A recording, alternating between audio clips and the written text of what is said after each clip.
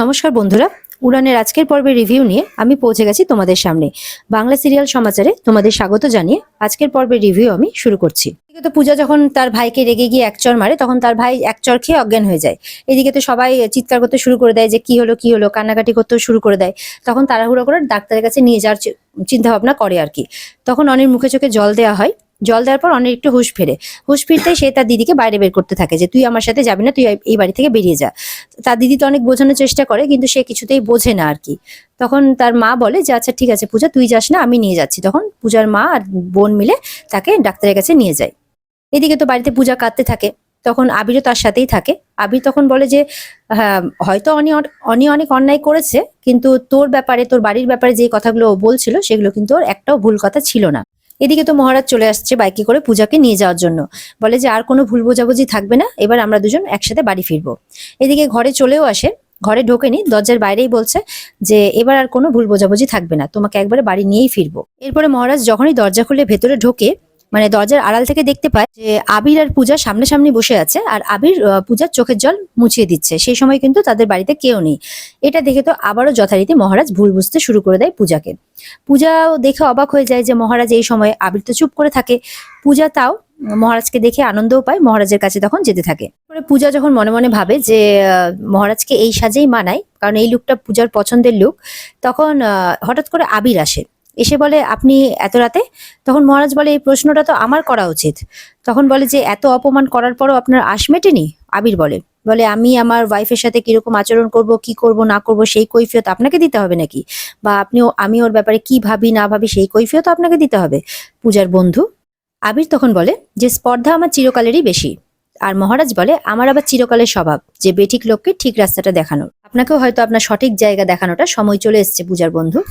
মহারাজের সামনে গিয়ে আবির বলে যে আপনার বডি ল্যাঙ্গুয়েজ দেখে মনে হচ্ছে যে আপনি মনে হয় হাতের ভাষায় আমার সাথে কথা বলতে চান। মহারাজ বলে আমি সবই করতে পারি, করছি না শুধুমাত্র মা রিয়া তারা বাড়িতে আছে বলে, সেই সংযমটা বজায় রাখছি।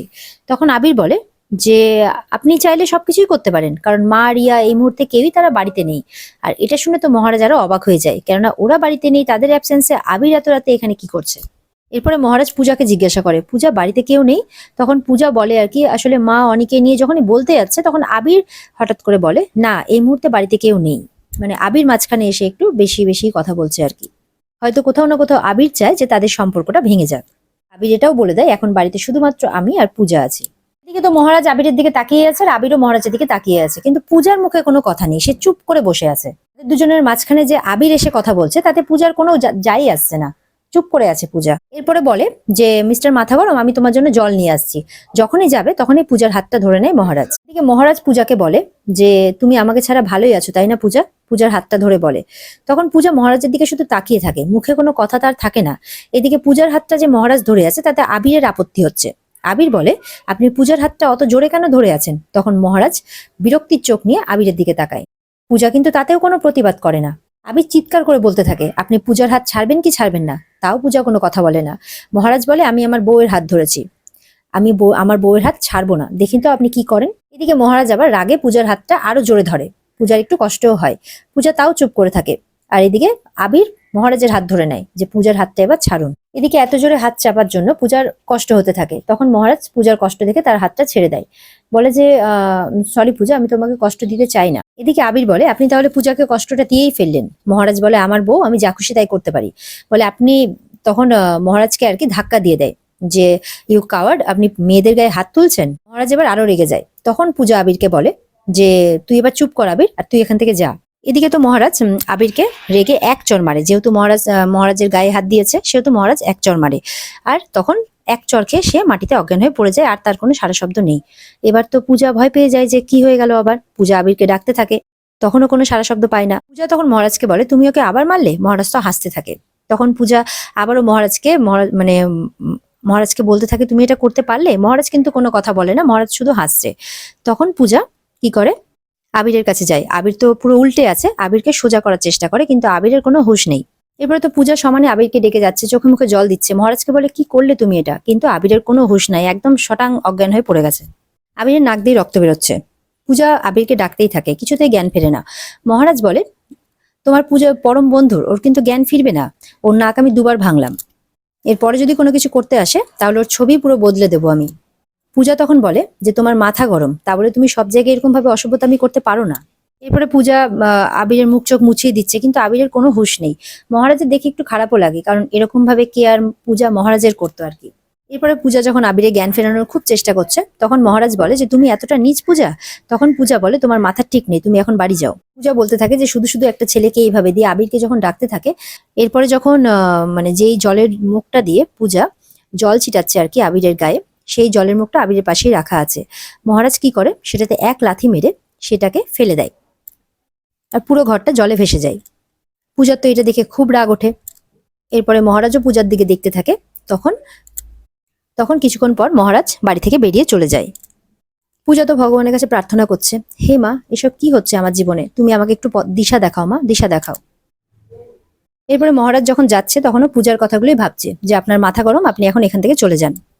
এরপরে মহারাজ বাইক নিয়ে চলে যায়, আর মনে মনে বলতে বলতে যায় যে আমাদের আর কোনোদিনও দেখা হবে না পূজা, কোনোদিনও না। এরপর দেখা যাচ্ছে আবিরের জ্ঞান ফেরে, পূজা কথা বলছে। এরপর আবিরকে যখন পূজা দুধ দিতে যায়, তখন আবির বলে আমার লাগবে না। তখন পূজা বলে আমি ওনার হয়ে ক্ষমা চাইছি। আবির বলে আমি চাইলেই কিন্তু ওনাকে মানে আমি ওনাকে শিক্ষা দিতে পারতাম চাইলেই। তখন বলে আবির বলে আর কি যে তুই ওই মানুষটার জন্য সময় নষ্ট করছিস। পূজা বলে দেখ, তুই ওনার ব্যাপারে উল্টোপাল্টা কথা বলিস না, উনি আমার স্বামী হন। তখন আবির বলে স্বামী মাই ফুট, উনি একজন ডেভিল, যে আমাকে কোনোদিনও মানুষের পর্যায়তেই ফেলে না। পূজা বলে ওনার মাথা গরম হতে পারে, কিন্তু উনি ডেভিল নন, উনি যথেষ্ট ভালো মানুষ, তুই ওনাকে এইভাবে বলিস না। আবির তখন পূজাকে বলে যে তুই নমস্য ব্যক্তি। পূজা বলে তুই ব্যঙ্গ করছিস আমাকে। বলে তোর মার সামনে একটা কথা বলেছিলাম, মনে আছে কিনা জানি না, যে একটা মানুষের জন্য আর বইয়ের ধর্ম পালন করতে করতে নিজের জীবনটাকে ভাসিয়ে দিস না। আবারও এই সুযোগে আবির কিন্তু কথাটা বলেই দেয় যে আমি কিন্তু তোর জন্য অপেক্ষা করে আছি পূজা, তুই একবার ভেবে দেখতে পারিস আমার কথা, আবির বলে। পূজা তখন বলে যে আমি কিন্তু বিবাহিতা, এটা তোর মাথাতে রাখা উচিত, তুই এখন বাড়ি যা। আমার বর আমাকে ভালোবাসে, আমার বর আমাকে নিয়ে পজিটিভ, তাই আমাকে অন্য কারোর সাথে দেখাটা উনি পছন্দ করেন না, তাই উনি এরকম আচরণটা করেছেন, তুই বাড়ি যা। আবির তখন বলে যে হ্যাঁ, ভালোবাসে তো তোকে, সেই কারণেই তোকে ডিভোর্স পেপারটা পাঠিয়েছে সাইন করে। আবির বলে উনি কিন্তু আমাকে দুবার হাত তুলেছেন, ভবিষ্যতে যদি এরকম কোনো কিছু হয় আমি কিন্তু ওনাকে কোর্টে নিয়ে যাব। পূজা তো অবাক হয়ে তাকায়। তখন আবির বলে চমকাস না, আর ভবিষ্যতে একটা বারের জন্য যদি উনি আমার গায়ে হাত তুলেছেন, তাহলে তোর ওনাকে কিন্তু আমি জেলের হাওয়া খাইয়েই ছাড়বো। এরপরে আবির কোনো কথা শোনে না, পূজার বাড়ি থেকে চলে যায়। আর এদিকে মহারাজ বাড়িতে আসে। মহারাজ বাড়িতে এসে তোড়জোড় শুরু করে দেয়, পূজার কথা আবিরের কথা সবকিছু তার কানের মধ্যে ভাসছে। এবার রাগে মহারাজ কি করে, তার ঘরের জিনিসপত্র এদিক থেকে ওদিক ফেলতে থাকে। আর ফাইনালি এবার তার ঘরের সবকিছু জ্বালিয়ে দেওয়ার পরিকল্পনা করে মহারাজ। আর এখানে আজকের পর্ব শেষ হয়ে যায়। তো বন্ধুরা, এই ছিল আমাদের আজকের পর্বের রিভিউ। যদি তোমাদের ভালো লেগে থাকে তাহলে অবশ্যই পর্বকে লাইক, কমেন্ট আর চ্যানেলকে সাবস্ক্রাইব করে দেবে। দেখা হবে তোমাদের সাথে আবার আগামীকালকে নতুন পর্বের রিভিউ নিয়ে। ততক্ষণ সবাই ভালো থাকবে। আর এই পর্বের বিস্তারিত দেখতে অবশ্যই স্টার জলসার পর্দায় তোমরা নজর রাখবে। তাহলে ভালো থেকো সবাই, টাটা।